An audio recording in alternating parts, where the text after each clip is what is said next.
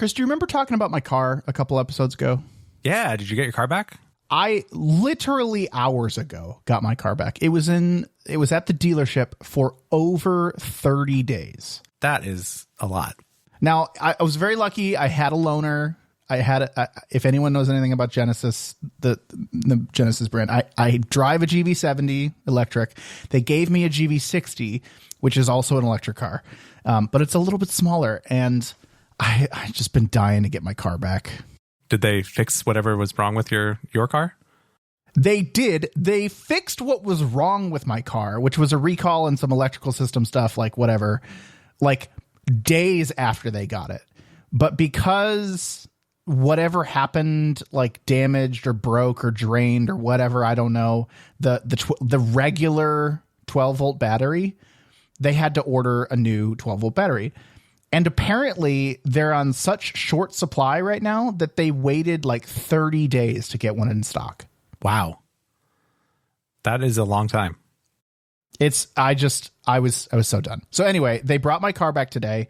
And the reason I'm telling everyone about this is because I got my car back. I'm this GV70. I feel like I'm all scrunched. I feel like, God, what is that movie where he's getting the really tiny car in Europe and whatever. It's like I don't know. I felt like I was scrunched up in this really itty bitty little tiny car because the GV60, it's not a small car, but it's smaller than my car. And I got my car back and all I had to do was move it from the street into my garage because they dropped off and we switched them out. And as soon as I got in it, I was just like, I'm in love. I love my car. I missed my car so much. Nice. Well, that's a good sign, right? That means that like you made the right choice. It just like reinforces that I love this car. I love my car. I think I made the right choice.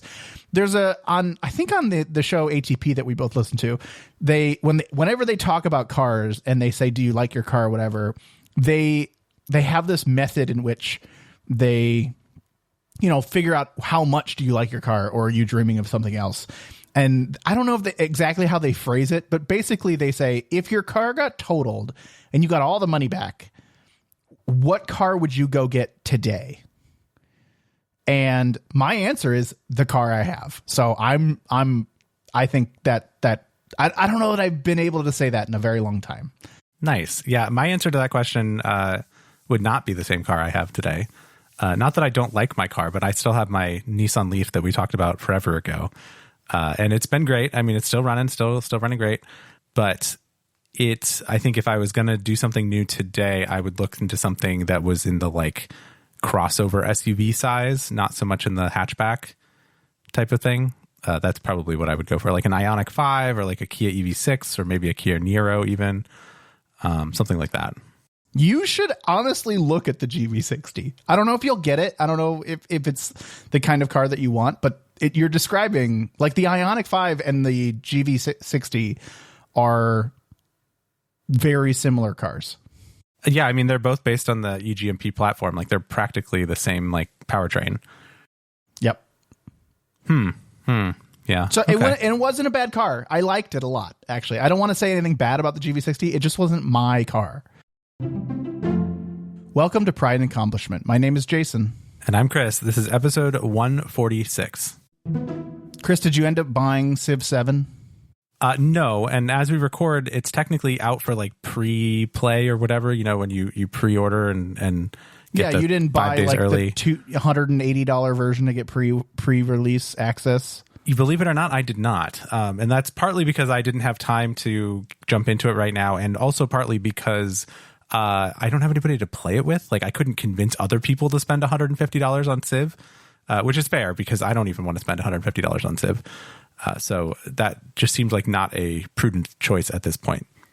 Also, the reviews are not fantastic for Civ 7. Like, they're not like knock your socks off amazing. They're actually kind of mid, which is unusual. I kind of expected, based on all the pre-release stuff, that everybody was going to be blown away by it. And it turns out people are not super excited. I don't know if this is just the feeling that I have, but I always feel like Civ does this, where like the pre-release hype is so high and then people actually get their hands on it, and then the reviews are just good. They're good. You know, it's a good Civ game. I feel like ever since like Civ 4, everyone's just been like, well, this isn't Civ 4. Right. Yes. I don't know. It is. And that's the problem with Civ, is that the people that care a lot about Civ are like, get very used to it and play it a lot. And then the people like me that play like, you know, 5 games per Civ rev, like that's kind of my level. I'm like, oh, okay, this is new Civ. The graphics are a little nicer. Some of the systems are a little better. That's kind of neat. And that's where I'm at. But the people that really care are very much into the like, well, let's pick this apart and analyze everything and whatever. So I'm not one of those people, but the people that care seem to be kind of blasé. I don't think this changed. Civ always goes like Civ and Humble have like this thing that they eventually Civ 7 will be on a Humble bundle with all of the expansions and all of the everything. So I have every Civ since Civ 4, I think because at some point I got them somehow. So I think Civ 7 will join my library at some point. Yeah, I think that's a good way to think about it. They always do.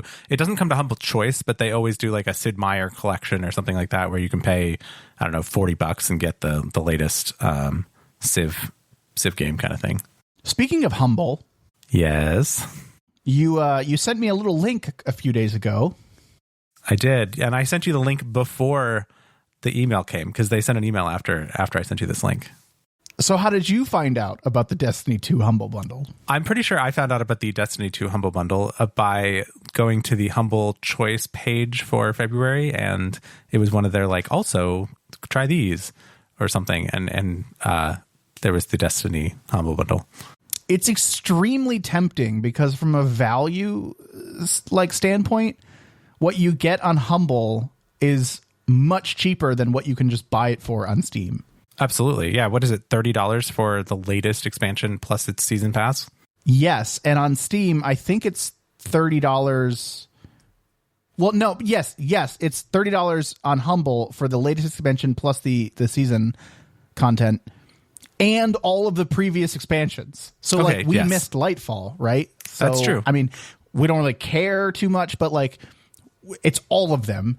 And then on Steam, it's $30 for just the latest expansion and the season pass. You don't get any previous content. So like the value there is so tempting. Yes. Yeah, let me say, if I'm going to play Destiny 2, I'm not going to do it with like a giant hole in my expansion content. Like I'm going to have all of the expansions. So this would be the way I would do it, or something like this. I'm not going to pick and choose and piecewise my expansions. Are you going to do it? Because like we can't, one of us can't do it without the other. That is true. We are kind of intertwined on this one. I don't know. There's still a week left on this Humble bundle to decide. I also considered there's a $20 one that doesn't have the season pass for the latest expansion, which is like, well, maybe for the amount of interest I have in this, I want to like try the story, but I don't know if I care that much about the rest. But I don't know. I know, it's so hard. They also just released their first like seasonal content, Heresy. Oh, I don't know if I think it's the first season after the expansion, and it's gotten, I don't know, as positive reviews as you could expect from not expansion content. So are they doing something like Guild Wars? Is that like, what is this? What is the? Yes, they did announce that they're doing something a little bit more akin to like regular paid updates instead of like big expansion updates, which is very, very similar to Guild Wars. Guild Wars still calls them expansions, but they're every year now instead of every I don't know, 5 years. But it's a different model for sure. It's I think of it honestly as like seasons in World of Warcraft. Like that's the amount of content you get. You get like a new zone maybe and a little bit of story. That's kind of how I'm thinking about it. But like seasons in World of Warcraft are the intermediate to actual expansions, and Destiny just won't have full blown expansions anymore. I mean, the player numbers in Destiny 2 are like really bad, like abysmally bad, in comparison to where they have been. Sure. So we'll see where it ends up. But I am still interested in the story, and that's why the expansion bundle like is calling to me. Yeah, it's interesting. I was looking at, you were talking about the heresy thing, and I was looking at how much it costs just because I was curious to see, where that is.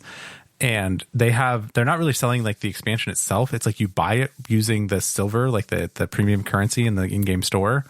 And so they sell the Heresy Silver bundle, which is $15 on Steam for 1,700 silver, which I don't know how much it actually costs to get Heresy. Probably, I'm assuming it's $10, like 1,000 silver. I don't know. But you also get a legendary emote of your character sitting in a spinny office chair and spinning around like a 360 spin, which is really fun. Classic. Yeah, cosmetics are the worst, but also the best. Classic Destiny cosmetic. Yeah, exactly. I have the one where you throw salt on people, like that I really like, for Gambit specifically. They've got the mind blown one. Oh yeah, that's a good one too. Or the one where you sit in the chair and the table starts to be on fire. Oh yeah, this is fine. Yeah, that's funny. Yeah, maybe you could combine the table and the chair and like spin the chair with the table. I don't know. Anyway, that's not the humble thing we're talking about, but there is a way to get the expansion, or not the expansion. Sorry, what do you call it? Season. You can buy it on Steam, so that's interesting. All right. Well, we'll have to keep an eye on this Destiny thing. Decide what we're going to do about it, because we've got another week for this sale, I guess, and then we have to make some choices. Don't go buying it without me.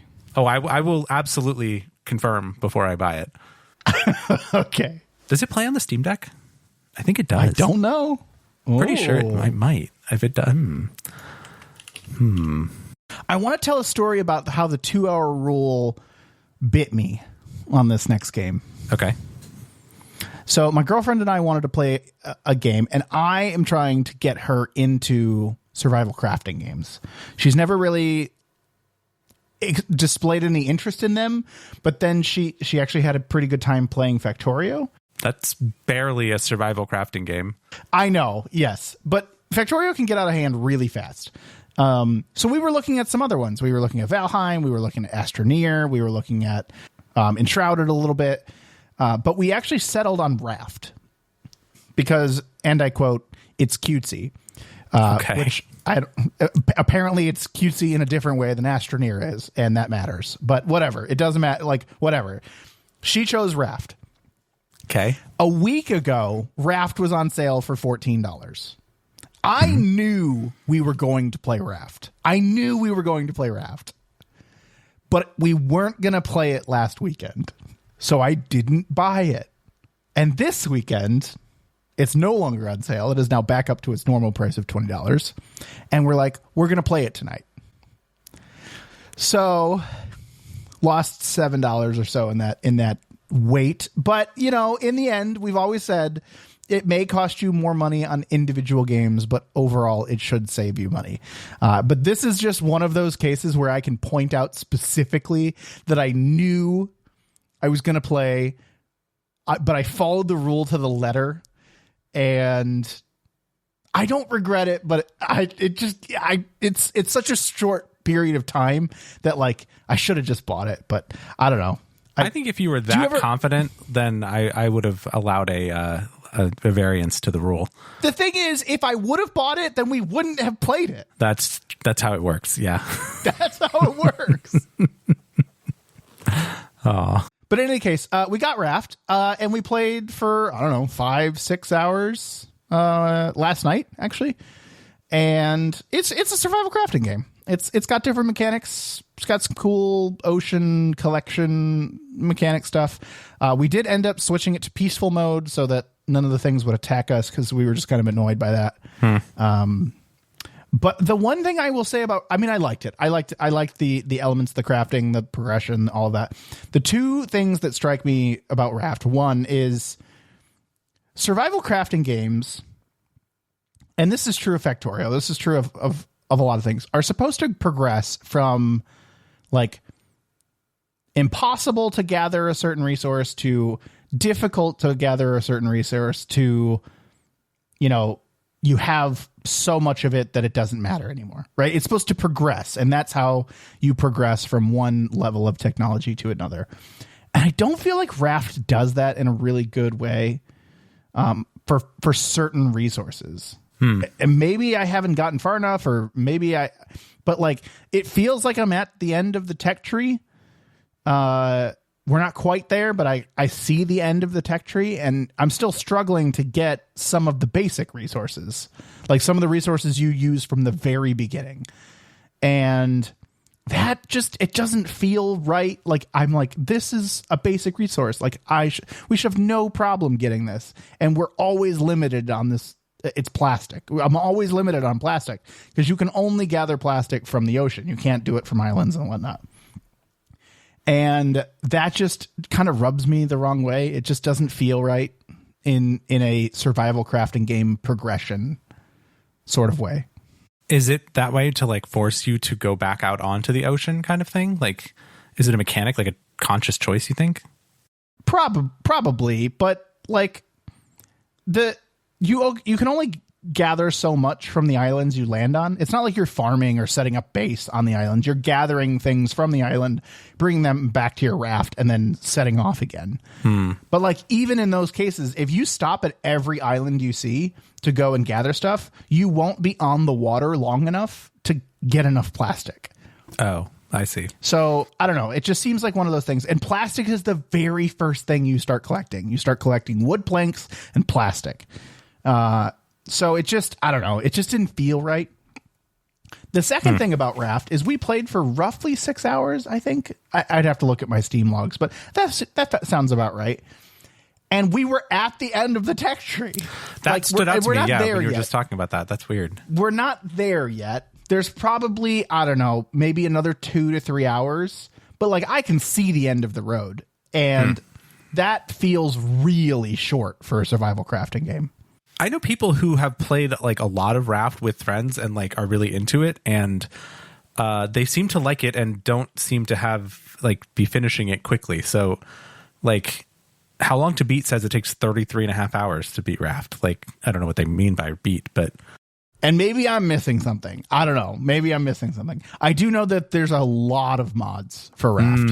Maybe that's how it's going. A very active modding scene. So maybe they're making it more difficult. Maybe I don't see something. And if you've played Raft, maybe this is good feedback for me. But we are just about to build the receiver and the antennas, which we think is the end of the game. But maybe I'm wrong about that. Maybe I'm really wrong. Maybe I'm just like, maybe I have to get the next phase of research, and that opens up a whole bunch of stuff. That would be really nice. That would be a very welcome and pleasant surprise. But so far, it doesn't look like that to me. Raft is one of those games that has been kind of on my radar for a very long time. I think I've had it on my wish list for several years because I had some friends that have played it in the past, but I've never jumped in. And now hearing your assessment of it, I don't know that I would like really be looking for playing it anymore. I don't know. Unless to play it with people. Yeah. No, and I think it's fun. It was actually really fun to play with people. It's a really, again, in peaceful mode, I think it's a really chill game. But it's still survival crafty. And I don't want to make it sound like I didn't like it, because I like survival crafting games just to begin with. So like baseline, it's a good game. Sure. But it did feel, I mean, it does feel a little easy, a little short, a little quick. And some of the progression mechanics are annoying me a little bit. But the fact that you said it takes 33 hours to beat has me questioning whether I am evaluating this correctly. So maybe hold off and we'll report back. Okay. A game that I have literally nothing bad to say about, though, is Rift of the Necrodancer. And this was on my list for most anticipated in 2025. And it did not let me down. I loved the demo of this game. I purchased the day it came out. I played it for hours. I still play it. I am loving Rift of the Necrodancer. Yeah, I've seen you play it a couple times. You've streamed it in Discord, and it looks like a lot of fun. I haven't bought it yet just because I haven't really sat down to do anything with it. I was interested to see what it was like on the Steam Deck, which I did try the demo on the Steam Deck, and it's playable. They do the thing where you can use the D-pad or the face buttons to kind of do the ups and downs and lefts and rights and whatever. Okay. Which is nice, because then you can like split hands. You can do left and right at the same time by using both hands. But it is not as good to play, I think, as on a keyboard, which they recommend. They say best played with a keyboard. So, yes. Tell me about how much deeper it goes than like the demo. Okay, so the demo, I think, did the demo have all of the difficulty levels up to impossible, or just up to hard? It definitely had at least hard. I'm not sure if it had impossible, because if it did, it was probably too hard for me. Okay. Easy is way too easy. Medium is where I played the whole story mode. Hard is the stretch for me, and impossible is like a super stretch for me. Reference acknowledged. There is a story mode that I don't think the demo has. The demo just had songs that you could play in the tutorials. The story mode was cute. It was fine. It walks you through all of the songs, and there are some boss battles, and there's some mini games that are like not specifically like the core game that were very fun. Like they were fun, like interruptions to just playing the main game over and over again. The boss battles did get, even on medium, like the end of the story mode on medium difficulty actually got hard. I had to replay songs a couple of times to actually succeed. They start to not like the difficulty in these kinds of rhythm games, I think, is when it's no longer just on the beat, right? They start introducing triplets, or like half notes and not half notes, eighth notes, and like things like that make it a little bit more complex. And I think one of the things that Rift of the Necrodancer falls down on is that it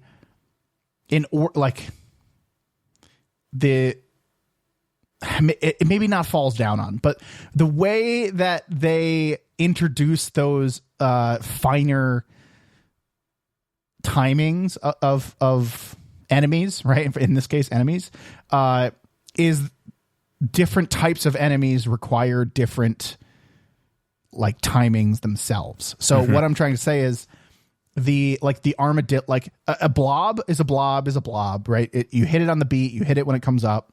Like, it's very simple and straightforward. Some blobs require to be hit 2 or 3 times, and you hit them 2 or 3 times on the beat, right? 1, 2, 3. But the way they introduce more complex rhythms is different like enemies. So the armadillos, for instance, a yellow armadillo is a triplet on the beat. So like 1, 2, 3, triplet 4. Like, so you have to hit the button 3 times on the beat, right? Oh, yeah. But then the blue armadillos are the first 2 of the triplet, and you skip the third. And the red armadillos are the first and the third, and you skip the middle. So it's not visually represented well, but it's like the enemy type determines the beat rather than seeing the beat like you would in like Guitar Hero or something like that. So that's where I think it falls down a little bit, and I hope I explained that well. But even with that, like aside, like it's still a super fun game, and it can get really complex even though you only have 3 buttons, and I really like that. The soundtrack is excellent. The soundtrack is so good. It has everything from like metal to like jazz to big band over to like almost like opera in one of the songs, like and then just some regular pop and dance music, and it's very good. Have you listened to the soundtrack on Spotify?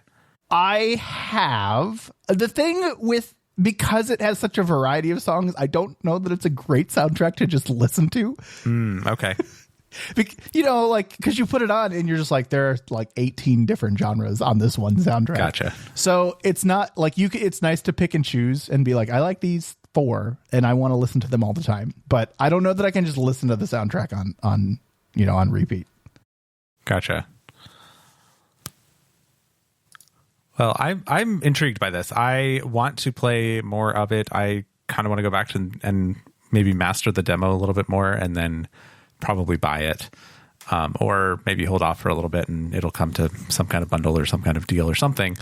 But I haven't gotten there yet. How much of Crypt of the Necrodancer did you play? I either beat it or maybe I didn't beat it, but I definitely got to the third like world. I played a lot of it, like a decently a lot of it. There are a lot of references to the characters and some of the story in Crypt of the Necrodancer in Rift of the Necrodancer. Okay. Like it's very clearly like a, hey, oh, hey, it's you again, kind of thing. Yeah. So that's very funny. And I didn't play a whole lot of Crypt, but like I knew enough of it to like get the references and the jokes, and that added to the story mode a lot. If you came into Rift of the Necrodancer without playing Crypt of the Necrodancer, you'd be like, who are these people? Why is this funny? It's a good game, but like you miss a lot of like the I don't know, the clever dialogue. Mm-hmm. Yeah, I played Crypt of the Necrodancer and also Cadence of Hyrule, the Zelda crossover. Yeah, I never played that one, but I wanted which is really, really good. It was really, really good. If you're ever looking for something to dust off your Switch for, it is a worthwhile, like relatively short Crypt of the Necrodancer, like rhythm game Zelda thing. I like Rift of the Necrodancer. It has become my filler game. And I think that's where it's going to sit for a long time. I beat the story mode, which is actually saying a lot. I played it one night. I came back to the next day and I beat it. It was really only like probably 4 or 5 hours for the story mode. But that's not where the value in these games are, right? It's in the replayability and the songs and getting better and getting, playing harder versions and all that. It also supports Steam Workshop. So more and more people are going to be making more and more songs, I'm sure, which is really cool. But I think this is going to be my game, like my filler game for a long time. I'm always looking for that thing that like, oh, what am I going to play for 4 minutes while I'm waiting for this? Or, I've got to go in just a few minutes. Like what should I bring up? And what I've been doing is pulling up Rift and just playing 1 or 2 songs. And it's been very fun. The thing that always burns me with that kind of like theory is that it takes so long to get into a game where it shows all little logos and stuff that like it's not worth it to play for 4 minutes. Does it like boot quickly? Like does it get to the title screen fast? Yeah, I think so. Fast enough for me. It probably takes 30 seconds to get into a game from the time I click play on Steam. So a couple seconds to boot the game. I jam the enter key a bunch of times to skip all the logos, and then I can play. The enter key, not the space bar? Yeah, tell me that's not weird, but that's the way it's set up. That is weird. It's not the escape key either. It's the enter key. So they require you to press the enter key. Yes. Okay, I was about to make fun of you, but it's not your fault. It's their fault. No. It's the enter key. Like I tried to skip something with the escape key and like the opening cinematic or whatever. Also, opening cinematic, excellent. So good. Okay. I may just play it for you, but and the opening cinematic is not in the demo. It is so good. Anyway, I tried to skip it the second time I opened the game, and I like enter or escape, space, and then I clicked enter and it was like, hit enter again to skip. And I was like, are you kidding me? It kind of seems like the kind of thing that you might like just remember that you've seen like the first 3 times that you've skipped it and then never show you again. No, I don't know. It's got really, I don't know. I really like it. I've watched it more than once. Okay. Well, I'm not saying you should never be able to see it again, but like if you like, you should be able to get to the menu and then if you press B or whatever, or escape or whatever, it should replay the intro or something. Yeah, that'd be nice. You should get this game. I don't know when. I don't know how. I don't know if it'll be in a humble bundle, but this is one of those ones that I highly recommend. Okay. I will definitely keep it on my wish list. It is on my wish list, and it will stay there until I am ready to play it with the 2-hour rule or an insanely good sale. Last episode in the post show, I had made a decision. Do you remember that decision, Chris? Oh, yes. I remember the decision. You said this year is the year that I'm going to buy a PC, which is exactly what you said last year, and you didn't buy a PC. So how's it going? I made an even more specific decision last episode on the graphics card I was going to get. Do you remember that decision? 5080, right? I said a 5080. I was teetering between a 5090 and a 5080, and I knew that both of them were coming out very, very soon. And I said, I decided I'm not going to go for the 5090. I'm going to go for the 5080. And cause I'm currently on a 2070 Super. So it's going to be an upgrade either way. I get ray tracing. I get all these things that it's going to be a great upgrade, even with the 5080. So I decided that I was going to go for the 5080. You're right that I also decided that I was going to build a new computer in general, and I had said that the year before. But I am happy to announce, I am excited, I am ecstatic to announce a new computer from CyberPower PC has shipped and is on its way. Oh, wow. Okay. That's like serious. The day the 5080 launched and I did not try to go buy a card itself. I said, you know what? I'm too old to be building my own PC now. I've done it two or three times. I don't need to be doing this anymore. I don't need to do this again. So I just went with one of the the places that build it for you, and you put it to, you configure it and they build it and send it to you. So, but yeah, so I've used CyberPower PC for other things in the past. So I just went back to them. I tend to like their configurator the best. And their prices, I have done price comparisons against like buying all the parts individually. And I often find that their prices are pretty much in line if you were to buy all the parts, like not even any premium on top of that. So they must be getting a deal on parts, and then, that's how they make their money, which is fine. Well, whatever. They have to make money. And they build it for me, and I don't have to do all that work. So I built a computer on the day the 5080 come out on cyberpowerpc.com. And decided that I was just going to pull the trigger and go with it. And I have. Wow. Congratulations. That's pretty exciting. So this is a whole new computer. You're not bringing any of your parts from your existing PC over, or are you going to be like moving hard drives forward or something? Hard drives or solid state drives are the only thing I'm moving. I will keep one boot drive in my old computer so that it will still work and be a fully functional computer, but I'm not taking anything else from the old one. Wow. No peripherals. I did not. I actually specifically saved $10 by not getting a mouse and keyboard. I mean, what would they have sent you? Like, it would I am so beyond the pack-in mouse and keyboard. They have their branded CyberPower PC, like mechanical keyboard and mouse. Oh. And if you don't get them, you save $10. Like you say, I don't want them. And you just $10 comes off the price. Is it a mechanical, like a real mechanical keyboard? I have no idea. I don't want it. See, because now you changed my mind, right? If it's a mechanical keyboard, then $10 sounds like a great deal. I mean, how could you not? Yeah. I have enough keyboards in my house. I don't need more. I just didn't want it. I have a literal box that used to be some kind of clothing box or something, and it's written on the side of it keyboards, and it's just old keyboards that I don't use anymore. I mean, it's mostly like, Dell keyboards or whatever, but it's good if you have like a Raspberry Pi and you need a keyboard to hook up to it or something. But I have so many keyboards available to me at work that we just throw away, that if I ever actually needed a keyboard, I would just go get one from work. Fair. And those are the really crappy, like Office Dell keyboards. But I have at least one or two mechanical keyboards, like old Razer ones that I used to use or whatever, just laying around. I don't need more keyboards. So I don't even want it. I don't even want it in the house. But no peripherals though. No monitors, no nothing else, no headphones, no, just the tower. Okay, cool. So what'd you get?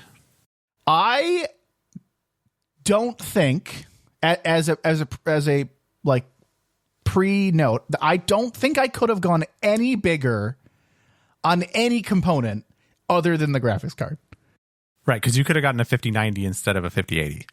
Could have gotten a 5090. It was out of stock. That is one thing to note. I got very lucky that it was in stock, and it was good. The wait time was only 1 week, so I didn't get the first batch, but I think I got the second batch. And they were quickly going out of stock. So I actually, as I was building this, I had the 5080 Founders Edition in the build because they had stock while I was building it. And by the time I went to check out, the Founders Edition was sold out. So I just got a generic 5080. That'll be okay. It'll be fine. I won't notice the difference. I think that the Founders Edition now, assuming I'm still in the NVIDIA market next graphics card in like 7 years, if I'm still in the NVIDIA camp and they're still doing it, I think the Founders Edition will be my new like Halo purchase, which really doesn't make it any more expensive or anything. It's just harder to get.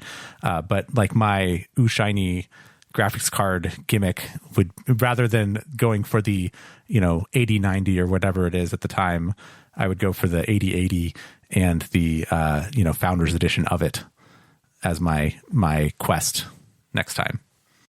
I would have liked to have gotten it. I mean, I chose it, even though like I would have liked to have gotten it, but I didn't get it. And honestly, I don't really care. It's fine. I was happy that I got a 5080 on launch day. I mean, I didn't quite get it on launch day, but I was happy I was able to reserve one. Yeah, that's huge. I mean, I wish they would just do that. Just like let me put down some money and get in line, and whenever you get some more, you just give me one. Like that's all I want for any computer or game thing that I'm buying. Like just take my money and put me in a queue. Yeah, as someone who does order fulfillment, I will tell you that back orders suck. But okay, I get your point. Okay, fine. If you were selling $2,000 things, like you could put a little bit more time into building a little bit more robust system. I totally get it. Yeah, well, like we're even back in the day, like the PS5 debacle, right? How hard is it to get? And we're coming up on probably a Switch 2 situation, although the rumors say that they've got some supply. But like, you're going to sell umpteen bajillion Switch 2s. Like, you're not going to not sell ones that you make. So just let me give you however much money it takes, and then put me in line and ship me one when you're ready. That's all I ask. Well, that's what Steam Deck did, and it worked great. It did. It worked amazingly well. Like there was no scalping. No, I mean, there was scalping, but like I didn't have to deal with scalping. Anyway, I don't want to deal with scalping. You knew one was coming eventually. They kept you updated. Yeah, no, the Steam Deck worked great. In any case, here's what I got. We'll start from the top. I got a 9800 X3D AMD processor.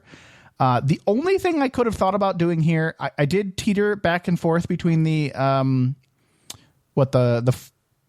i9 1490K or whatever, the 14900K, that one. I looked at that one. I went back and forth on it. But in the one I have now, I think you and I decided to buy this one together. It was a really good AMD CPU. Really a lot of threads though, like high number of cores and threads. The 14900K had more cores, but a lot of them were efficiency cores when it came down to like really looking at it. So yes, it boosted higher on some of the cores. Yes, it may have performed better in like hugely multi-threaded applications, but I said I really don't know that I care that much, and I really liked the idea of what AMD does with like keeping their socket configuration for a little longer than one generation. So I'm hoping that all works out well. I was a little nervous about the Intel kind of chips potentially not being super reliable, and in the end I decided to go with the 9800 X3D.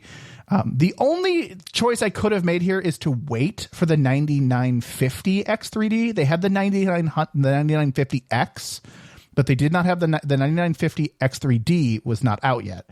The X3D being specifically for gaming, kind of really targeted. I don't know how the technology works, but very targeted at gaming. But like in my mind, I was like, okay, it's not out yet. I'm getting the 5080 because it's out today. Do I really just want to keep waiting for the next thing? Like at some point you have to decide to just pull the trigger. Oh yeah, for sure. You've got to just do it. You can't wait forever. So I did go with the 9800 X3D. Again, this was one of those scenarios where it's like, man, I really wish the 9950 X3D was out, but I thought to myself, this CPU is going to be so much better than what I already have. Like, am I really going to notice a difference between the 9800 X3D and the 9950 X3D? Because both of them are going to be so much better than what I already have that I don't know that the incremental increase between the two is going to matter to me. You're probably right. Although, I mean, by the time that I get my act together and go to upgrade my PC, I will be getting whatever the next X3D variant is. So you and I can compare notes. This is my first computer that is not going to be totally fan cooled. It came with from CyberPower PC an AI out cooling configuration, which means it's going to have liquid in there. It's not, I don't want to call it liquid cooled because it's not like you don't have to fill the liquid. There's no reservoir. It's all in one, right? I mean, it is liquid cooled technically. It is, but it's not like I don't have to manage it, right? It's all it's sealed and self-contained. That's AIO, right? All in one, kind of don't have to touch it, no reservoir kind of thing. So I'm a little nervous about that, but at the same time, like it's so standard now that I don't think it's going to be a problem. It is new to me though. Huh. Yeah, I was just looking up. I was going to ask, like, does an all-in-one, does it have a pump to move the fluid? Like it must, right? Like it does, yeah. Interesting. Because like but it's that very means it could break. The pump could break. Yeah, but so could the fan. Yeah. Okay. So could a fan on a but that's the thing with all-in-one is it's like they're very similar in kind of use case to a CPU cooler in that it's a component, right? It's the liquid, the thing that attaches to the CPU and the motherboard itself, and the fans. They're a component you plug in, just like a CPU cooler. It just happens to be slightly different in the way that it looks and in the way that it works. Okay. So yeah, I'm going with it. I'm gonna try. I mean, you can always switch back to a fan, but I'm going with it, and that's what came standard. So I didn't switch it. I did switch the motherboard, however. I did pay extra for a better motherboard. I got the Asus X70 something. The rest doesn't matter. Because the only important thing to me on a motherboard, once you hit baseline of good enough, right? And you tell me I'm wrong on this, but once you hit baseline on good enough, I'm looking for USB ports, how many there are, particularly in this case, is there more than one USB-C port? Mm-hmm. And the number of M.2 slots, because I don't want to deal with any SATA connections at all anymore. Everything's got to be M.2. And this one has 4. So I was really happy with that. The only thing I can think of, and maybe it's not even a problem anymore because the CPUs do it now, but like the number of PCIe Express lanes, the PCIe lane width and all that kind of stuff, is that something you can buy anymore? I don't know what the choices are. You can, but I don't have anything that matters. Okay. Oh. Like M.2 drives that are PCIe type, like they use lanes of PCIe to do their thing. Yeah, but honestly, once they're good enough to me, they're good enough. Like I think all 4 of them are NVMe. Like, I don't expand it very far, and yes, you have to determine which one you're going to put your operating system on, and you want to make sure that that's the best one. But I don't know that it matters too much past solid state M.2 NVMe. Like to pass that, it doesn't matter to me. Okay. I mean, I guess you're probably right. It's plenty fast for sure. But that was always something that I would pay attention a little bit to, because like that 4th slot on your motherboard is probably not going to be full speed. So just like be aware exactly when you're putting it together. Yeah. Well, you're not putting as you add drives, just pay attention. Yes. I did get another 2 terabyte M.2 Samsung 990 Pro because I am leaving one in my old computer. So you can never have too many M.2 solid state drives. Yeah. So I did get the 5080, like I said, but the don't be mad. Okay. Don't be mad. What am I not mad about? I did upgrade to 64 gigabytes of RAM. Come on. I know. I'm the one that convinced you that you don't have to do it. Yeah, you were the ones who were like, oh, yeah, you're totally fine. You never use all that RAM. You're not going to need 64. Just keep your 32. And here we are. I'm never going to use it all. It's never going to happen. Betrayal right there. But I have been peeking into like the 25 to 27 gigabytes of RAM. I've been watching for the last couple of weeks on my current computer. And I said, you know what? Nah, I'm not. I don't want to be close anymore. Yeah, I mean, I get that. If I'm next time, I'm going for 64. Like that is what's going to happen. Next time is the right time to do that. I'm not. Yeah, at this point, this computer is going to be what it's going to be. But 64, man, good job. That's exciting. And then obviously 1,000 watt power supply because you have to. Because you have to. I mean, I think I had an 800 by default in here, and it was like, yeah, no, you should do 1,000 in the configurator. And I was like, okay, no problem. I've always over provisioned my power supplies, and I don't feel like this is actually over provisioning by that much. I think my current computer has an 800 or 1,000 watt power supply, and it doesn't need anywhere close to that. So I don't know. 1,000's the right number for that. It doesn't big of a go GPU. much higher because you can't pull much more from a plug. That is true. Yes, you're correct. Pretty sure you can only pull like 1,600 or 1,800 from a plug, and then you can't turn the lights on. But so because you start to hit your amperage max. But anyway, I'm actually really happy with the price, and you could tell me if I'm crazy, but all of that, which again, I don't think I could have gone any bigger on anything but the graphics card. I mean, I could have gotten more RAM, but I don't think there was a reason to go any bigger on anything other than the graphics card. I got all of that, including shipping and tax, for $3,000. Wow, that is pretty good because I paid $2,000 for a graphics card 3 years ago. So I was really happy with that price. I thought that was really reasonable for essentially close to a top end PC on launch day, with the one of the latest CPUs, one of the latest motherboards, the latest GPU. Like, I thought that was really good. I'm happy with that price. I don't think it's the cheapest I could have found it for. I probably could have found things, deals and put it together myself and all of that. But remember, that's shipped to me already configured, and tested. With tested, Windows already installed on it, like ready to go for $3,000. And I thought that was a really good deal for me. I think you're right. I think that is a good deal for you. And I think that's really good. I am now trying to build the same computer and seeing what PC Part Picker thinks it would cost. But I think you're probably right. I think you're in the right ballpark anyway. Did you know that PC Part Picker does price per gigabyte on memory now? Like, it shows it to you in a column? Yeah. That is so cool. And that you can see how much more expensive it makes it when you add RGB to your RAM because, why not? Huh. Anyway, well, congratulations. That's very cool. I would like you to run some benchmarks. I don't know if you have 3D Mark, but 3D Mark is a fun thing to play with when you get the new fancy super GPU, especially if you can compare it to your old, less fancy GPU. So I'll throw that in there as an option. If you don't have it, you should buy it. Okay. I don't think I have it, so I'll have to look. The problem now, Chris, is what's next. Do you have that problem? You mean like you had this thing that's kind of off in the distance, and then you get it, and then you gotta what's the next thing to look forward to? You finally caught that thing that you've been chasing forever, and I don't know if chasing is the right word, but I've been constantly thinking about a new computer. About it, yeah. And now I have one, and I'm just like, okay, what's next? I know what's next for me. Uh-oh. Is it a racing rig? No, but that would be really cool. Okay. No, I think the next thing for me is the next round of upgrades on my monitors. Oh. And the next round is going to be an OLED monitor.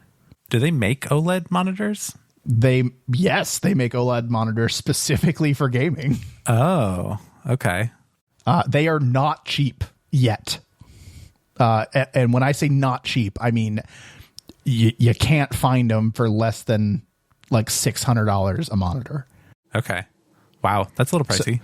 So I may wait until they come down a little bit more because they are coming down slowly, but they are coming down. And they're coming down because the newest, latest, and greatest OLED monitors are like super high refresh rate, like 480 hertz or whatever.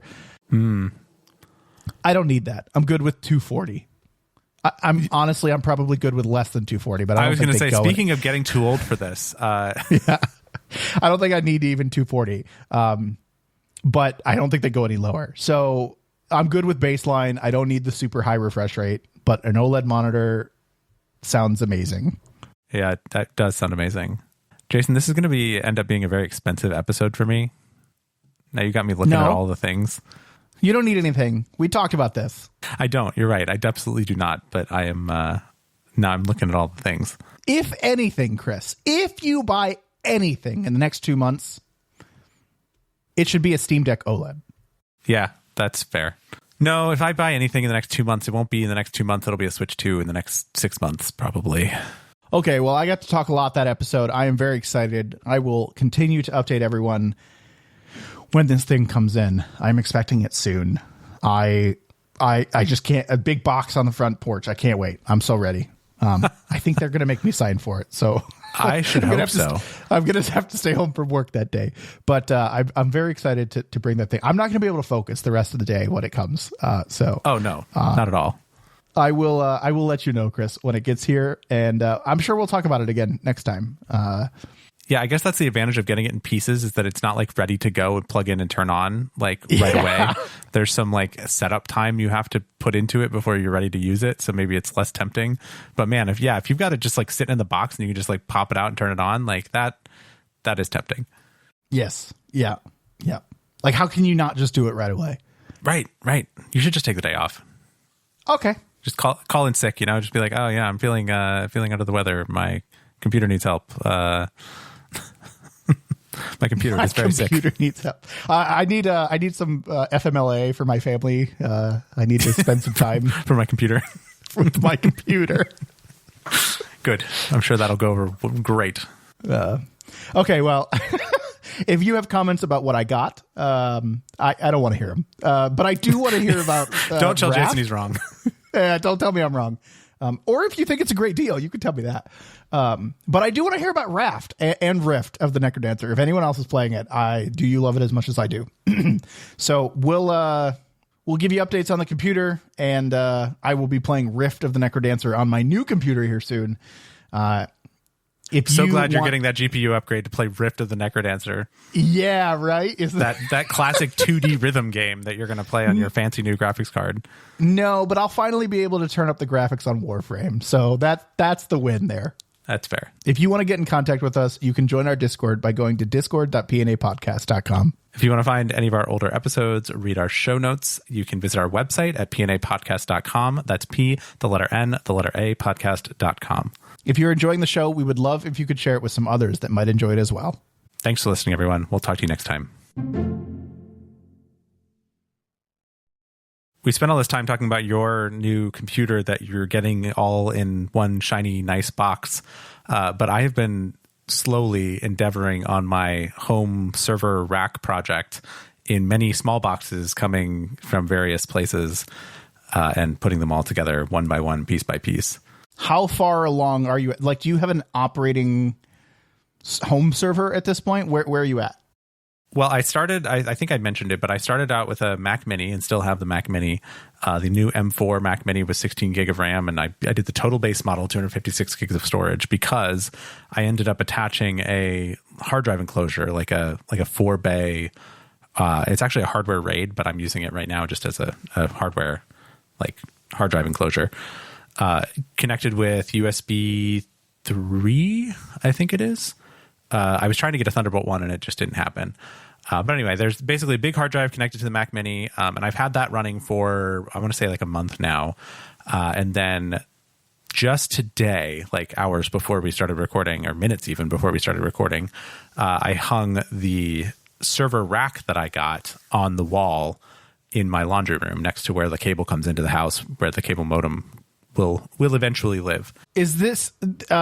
The rack is different, but you were showing me the specific mold almost to put all of the things in. Did you end up getting that for your rack?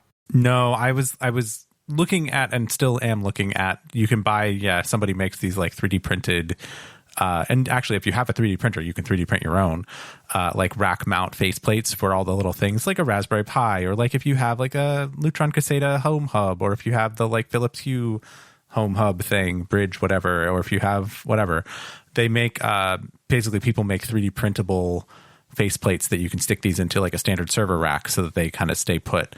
I do not have one of those, but I did, I ordered a like real, StarTech.com is a brand, and it's a brand that you can buy on Amazon, but I'm assuming you can buy from the website.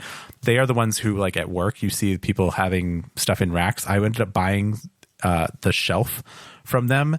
This thing is the heaviest like piece of sheet metal shelf thing that you could imagine to go in a silly network rack and hold 5 pounds worth of Mac Mini.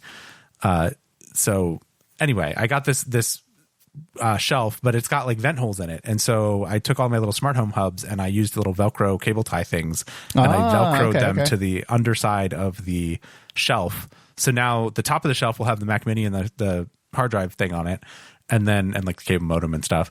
And then the bottom of the shelf has hanging off of it all of the little home automation boxes.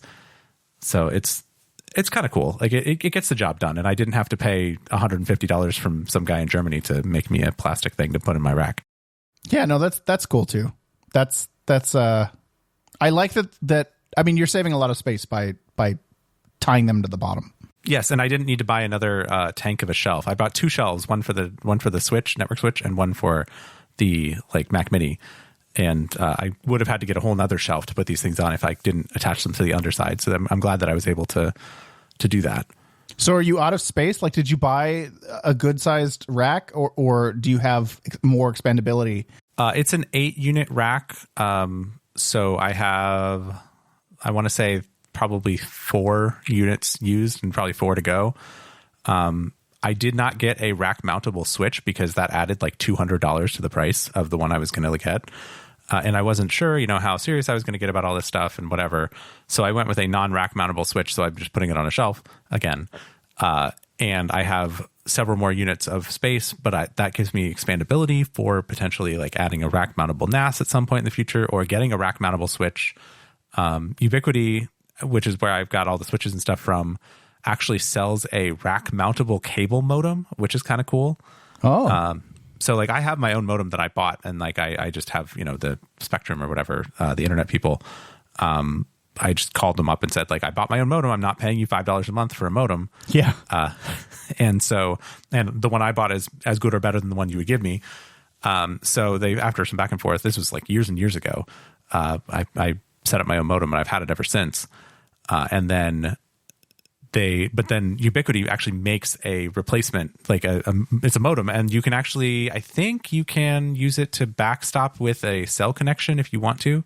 So like you could have a paid for, AT&T line or something like that if your cable network went down, you could switch over to. Yeah. I mean, that's like business grade. That's like enterprise grade almost. You would use it in a small, medium business setting, I would say. Which is fine, but like I'm not planning to do that, but it's cool to have the option for that kind of stuff. And I don't know. I'm not quite that crazy yet. So what's next? Well, as soon as we're done talking here, my next thing is going to be to break the internet in my house so I can move all this stuff onto the shelves on the rack, and then put it all back together. Had to record the podcast first. Exactly. Yes. Hopefully it all comes back quickly because I don't want to deal with not having my stuff for a while. But yes, we've gotten the important things out of the way, and now, as long as nobody wants to watch, Apple TV or whatever, we can take the internet down for hopefully only half an hour and then put it all back together. And then the rack will be running. And then the next thing is going to be playing with the Mac Mini and continuing to set up things like Docker servers and things like that, little Docker components and such. That's the part that I become very interested in. I think I like all of this hardware configuration and building the physical infrastructure of all of it. But man, that I really get interested in like, what are you going to do with it? Like, what are you going to put on it? Like, what software are you going to run a Plex server? Are you going to, I think one of our friends once like wrote his own network switching. I'm not doing that stuff. That's really far, but like, that's really cool. And, I mean, you had talked about moving the Factorio server that we have running, onto the Mac Mini. I don't know. Have you done that already? I have not done that, although I did shut down the like old gaming PC in the corner of my office just to stop using the power since we weren't playing it. But I am going to run a Docker container of Factorio. I'm just trying to figure out how to auto update it because right now it would require manual updates. So I need something to kind of kick the Docker container and like update it to the latest and stuff, but we'll see. Very cool. I'm very excited for all of that, particularly for you teaching me about Docker once you start to use it. Docker is so cool. I don't know how to do anything with it other than like get some containers and like run them. But Docker is super cool. I did ask myself if I needed to get like Kubernetes set up, which I definitely don't, for what I'm doing. But yes, Docker is a pretty neat technology. Are you planning on having any kind of container management? I don't know. Well, that's the thing. It's like I don't know if I need to set up a little thing for Kubernetes to kind of keep the connectors running or the containers running. Like that could be my thing for kicking the Factorio thing. I just need to research a little bit. There are other options other than Kubernetes that maybe are a little not as heavy-handed. That maybe that might be an option. Is that like Rancher, that kind of thing? I don't remember the name of it. There's a whole. Honestly, there is a entire ecosystem of YouTube videos around home networking and home labs and all of that. And I have peeked into that space a little bit, and I still get some of those recommendations on my YouTube homepage.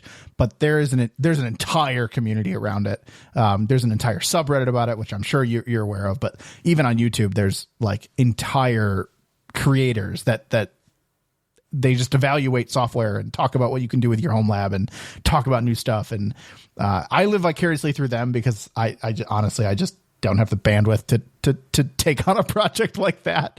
But because I could very easily do way too much and spend too much money and then break everything all in the same process. So, but I have seen videos and content around container management that is not like super heavy hand. I like to the point, like I know this is not the route you're going to go, but I know Synology has container management. Like, and obviously it's not Kubernetes, but it's built into the Synology like ecosystem for container management. So there's got to be other pieces of tooling out there like that don't necessarily have to be Kubernetes.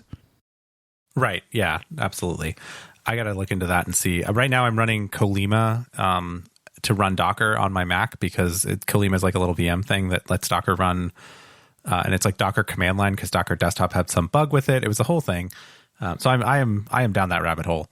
But I do have a container running. Actually, I think I have 2 containers running, which is exciting, to run for a scanning document management software. There's a project called Paperless, and it basically can watch a folder on your computer or on your server or whatever for new documents like PDFs or images or whatever, but PDFs mostly. And then it can ingest those and you can sort them and search them and, slice and dice and figure out whatever. My goal would be like all of the like statements and mail and stuff that I get. I mean, a lot of it you can go paperless, but I still kind of get some of it because I like the reminder of the stuff showing up in the mail. But to be able to like scan that in and then have it be paperless and digital so that I can call it back up whenever I need it. Yeah, that's cool. I may, oh man, gosh, you don't have to go this far to get that set up. I know, but it's so cool. Yes, I actually have it set up though. I have like an MFP, like an all-in-one, printer scanner combo thing. And I was able to, it's like just enough of an SMB kind of a thing, like a small medium business kind of thing, or SOHO as they would call it, a small office, home office thing. It's just enough of a fancy, Canon, MFP that it actually has the ability to do like a scan directly to a Samba share. So I can like push one button on the little touchscreen of the scanner and it will scan directly to this folder on my Mac Mini. Oh, that's nice. So I don't have to worry about like, oh, let me open up the software on my computer. Because the whole point was like, I want to do this without a computer. Like I looked into like maybe the ScanSnap stuff because you can get like those document feed scanners that are made for this. But they're kind of expensive. They're like $350 for just like a scanner. And I was like, I don't really want that. That's a little pricey for a thing that it's kind of still in the experiment phase. Now, if I was doing this like 10 documents a day, then of course I would buy the thing. But at this point, it's more of a novelty for the minute. But I'm expecting to get more paper and stuff in my life and wanting to kind of keep track of it. So this is a start on the experiment. You have me down the paperless rabbit hole now. Yes. Well, there you go. It's pretty cool. I have it running. I just haven't like configured it yet. I have it like it works, but on my computer, but I haven't figured out how all of the like rules and stuff go. Cause you can actually have it like build you up a file system, like folder tree and stuff based on like how it auto detects the who the correspondent person is. And like, oh, this is my water bill, therefore put it in the water bill folder or whatever. Like you can do that. And you could also have it where you like download all of your PDF bank statements or whatever and just put it in the thing that gets ingested into paperless. You don't have to do it with a scanner. Like you could do it straight from the PDFs if you have them. There's a way to do it with emails. You can like forward emails to it for like receipts and stuff. Anyway, it's very cool. Very cool. Very cool. So that's step one. And then step next is going to be something like a Plex server, or otherwise, I don't know. I think there's a competitor to Plex because people are, constantly annoyed at one thing or another. So that's something I'm thinking about. Well, when you get to the Plex step, that's like the thing I always hear about Plex is about groups of people sharing libraries. And that's, I don't know that I want to actually do it, but I would love to test and see what it is and see how it works. Yeah. One of the use cases I actually want for Plex is to actually get some, like, if there's YouTube videos that I think are really cool that I don't want to lose, to be able to like download a YouTube video and put it in Plex for my own like use. Yeah, I think that would be very similar to mine too, because I don't have a whole lot of like digital content that I own, but I constantly worry about stuff I like on YouTube just not being available anymore. Exactly. Like, the video that you with like music or whatever that you listen to, which I'm sure they'd rather you didn't download, but like, it's an option. Okay, well, keep us updated because this has been a venture for you, and I am excited for next steps. All right, we'll check in a little while.